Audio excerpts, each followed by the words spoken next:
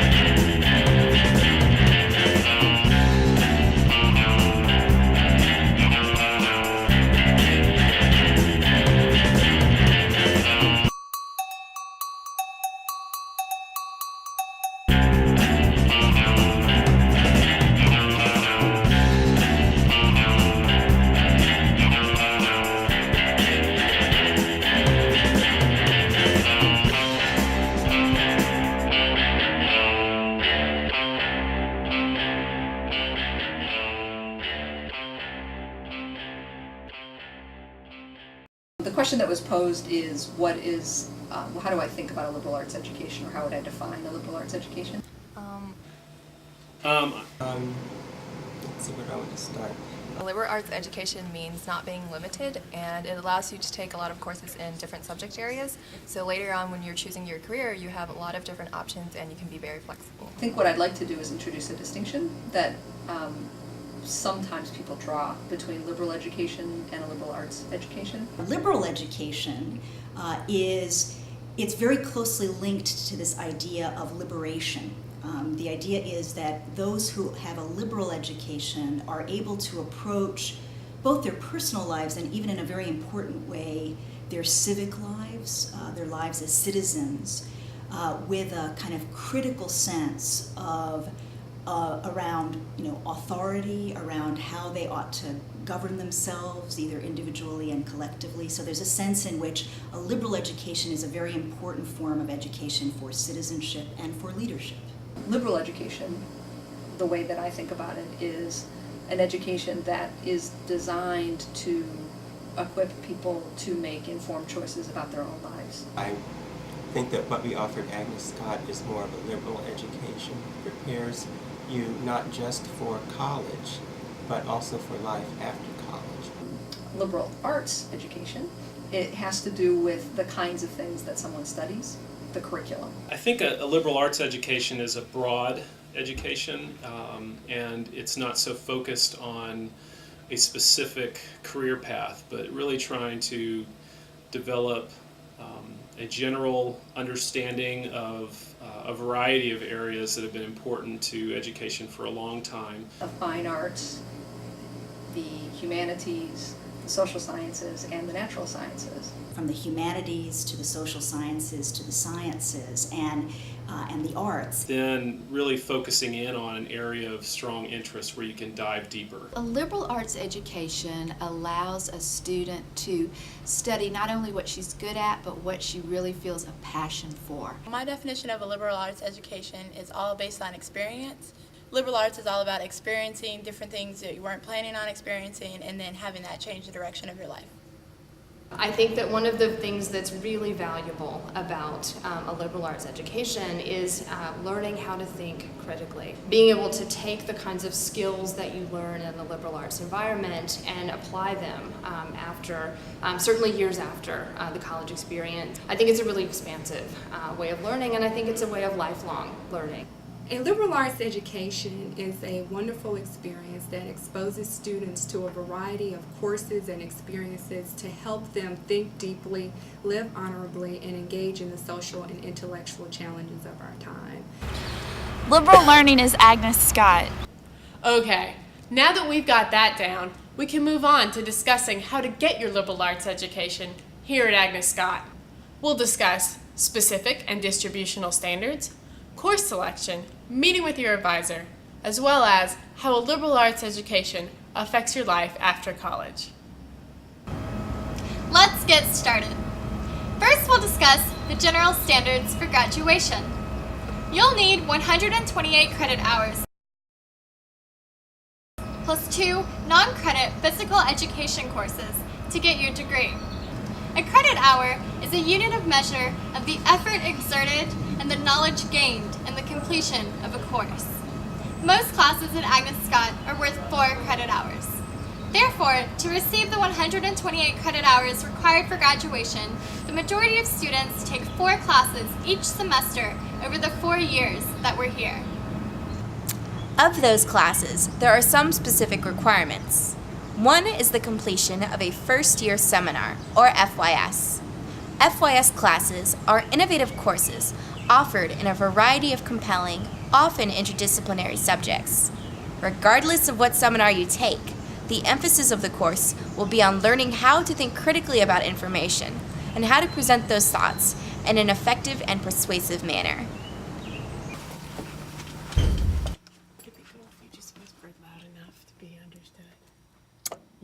Another requirement is English 110, the craft of writing. Like FYS, you take this class your first year here.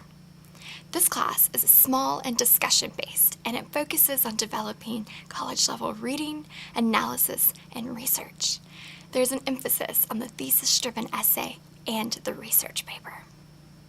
English 110 is called the craft of writing, and we changed the name a few years ago to emphasize the craft of writing, that is, how writing is done, both from a student point of view and in the literature we study as the foundation for the course.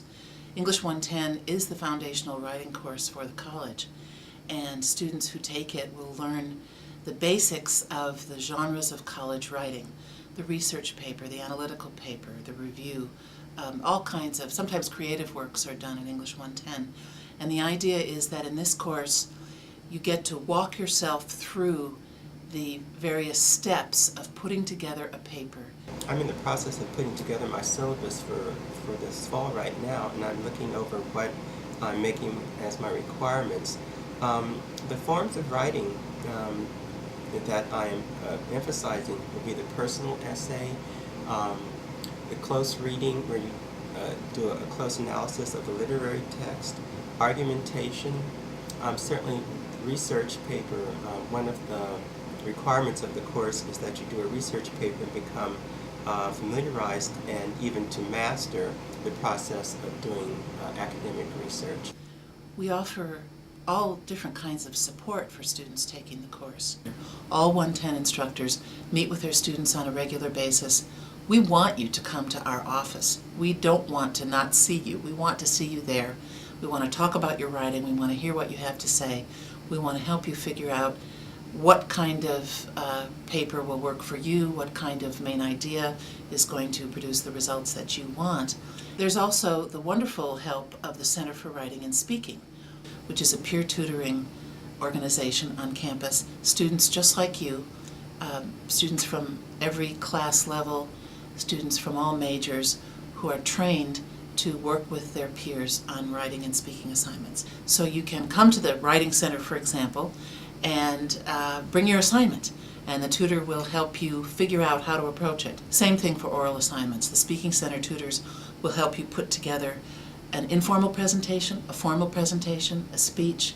Perhaps you'll want help with talking more in class. Maybe you want to speak up more in class, but you're anxious. A Speaking Center tutor can help you with that. So with the Center for Writing and Speaking, the small classes in English 110, and the focus on individual progress in writing, we really think that this gives students an excellent foundation for all the writing that they'll have to do at Agnes Scott. Agnes Scott offers a variety of exciting languages. At Agnes Scott, you will acquire at least an intermediate proficiency in a foreign language, equivalent to 4 semesters at the college level. Learning a new language encourages an understanding of another culture while broadening your perspective on your own culture. Agnes Scott offers a variety of exciting languages: Ancient Greek, Chinese, French, German, Japanese, Latin, and Spanish, including French, German, Spanish, Ancient Greek, Latin, Japanese, and Chinese. I think that the best way to learn a language is to actually live and be a part of the culture and a part of a culture in which that language is actually spoken. What I say about Agnes Scott is that there is this language requirement, and what better place to actually learn a language than studying abroad. I strongly recommend, if anyone is considering studying a language, either major, minor, or even those just fulfilling their language requirement, to go abroad. It is truly the only way to learn that language. I know as a Spanish major and an international relations major at Agnes Scott, I graduated in 2002, it made the greatest difference in finalizing that major for me to go abroad. Immersed experience is a very, very powerful experience. It helped me grow both personally and academically. I came back rejuvenated. I came back looking forward to my other studies, and it just made my education even more well-rounded as a part of a liberal arts education. In addition to the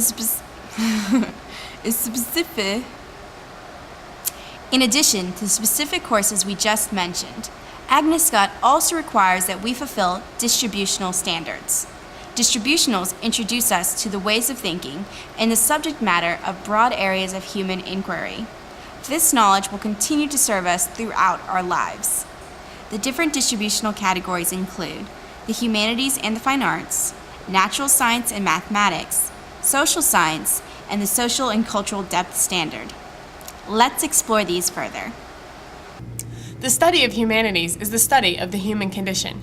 You'll take at least 4 courses in the following areas: literature, religious or philosophical thought, historical studies or classical civilizations, and fine arts.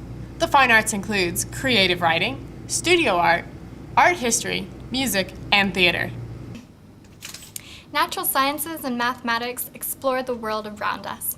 Natural sciences include the areas of chemistry, physics, and biology. Mathematics includes courses such as Introduction to Mathematical Thought, Statistics, Calculus, and many others.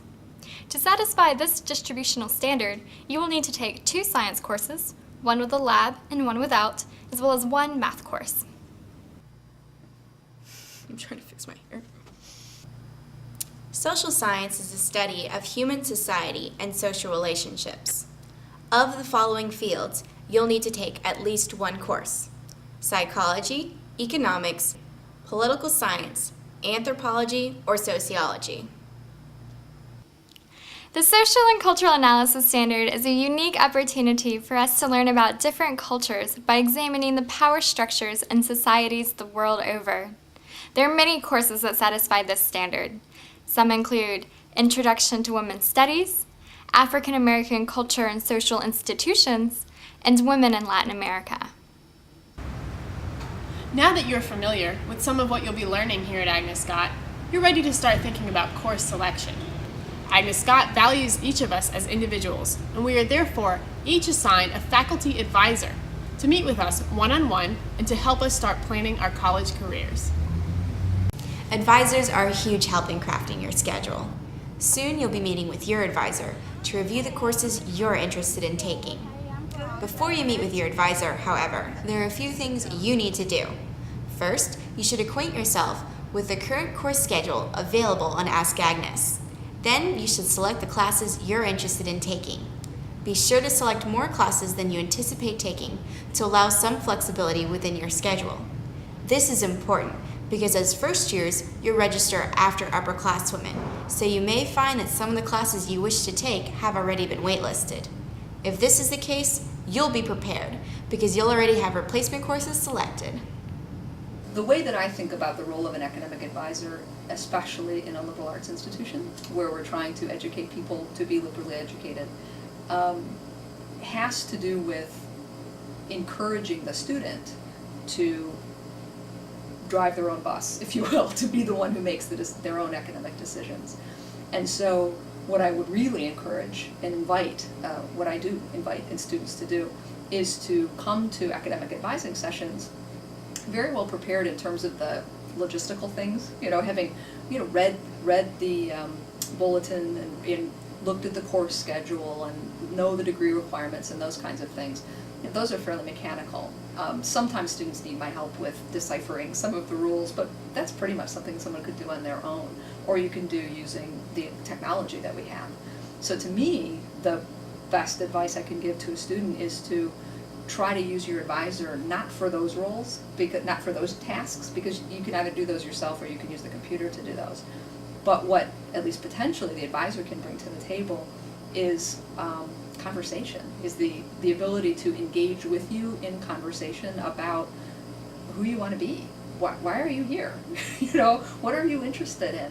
And then help guide you toward make suggestions about then, so you might be interested in this. Here's some courses you might want to think about. Here's some extracurricular activities you might want to think about. So to really try to think of them not just as something that could be replaced by a computer, but to really try to connect. Hopefully they will want to connect with you as a full person and facilitate that journey toward figuring out who you want to be.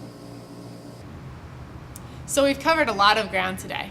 Before we go, we'd like you to hear some advice from our fellow Scotties. And you can start whenever you're ready. Okay. Here at Agnes Scott, I advise that you take a class because you are interested in that subject area, because unlike in high school where you're taking a class because you want AP credit or because your friends are taking it, it's more about who you will become later on and to find what you are passionate about. So my advice to first years is really to start the college experience with an open mind. I think that choosing Agnes Scott, you have some idea of what kind of fit that's going to be for you and some idea of what a liberal arts education looks like. You also likely have ideas about what kinds of paths you want to follow, and there are specific reasons you've chosen to be here. So, advice for first years.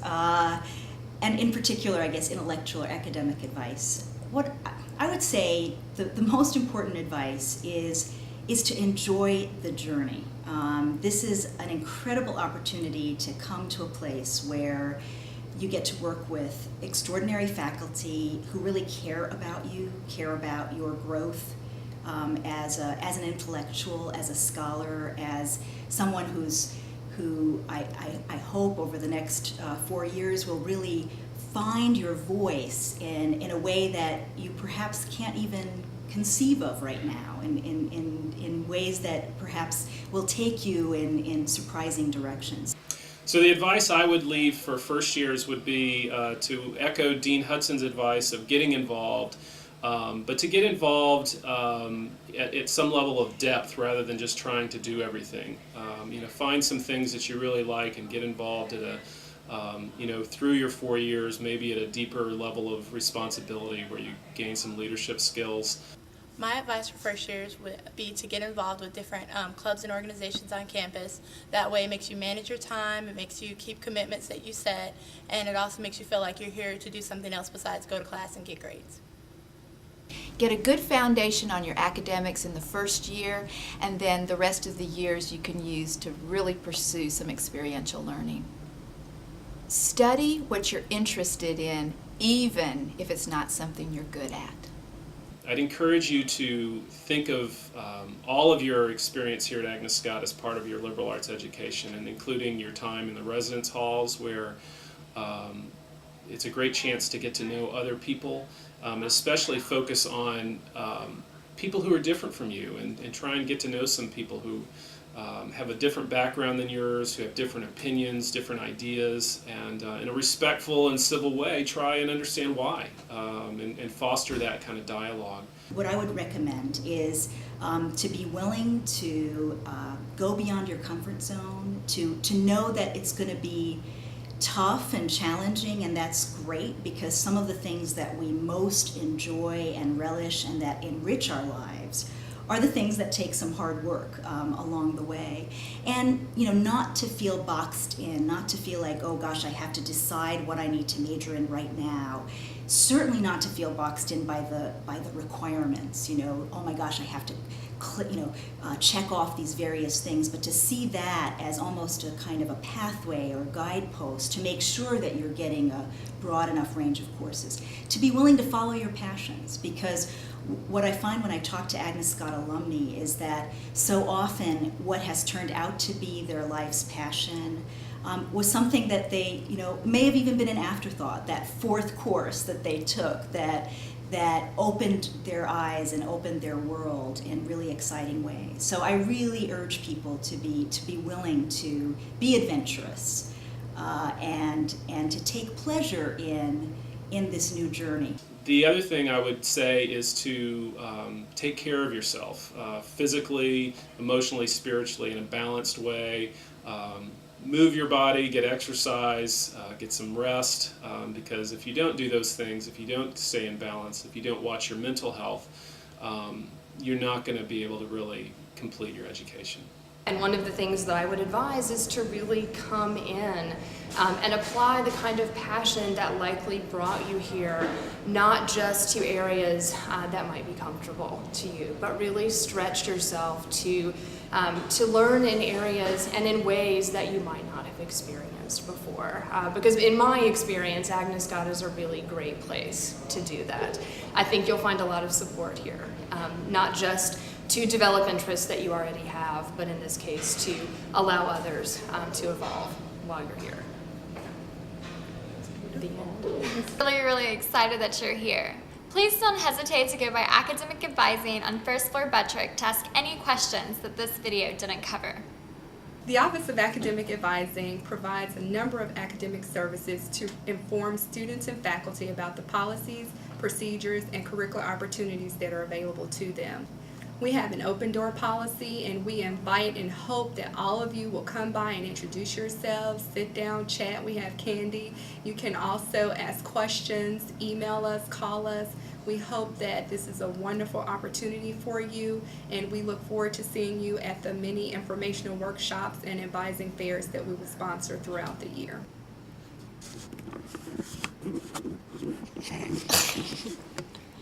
Okay, this might be good. This is a little... Welcome to Agnes Scott.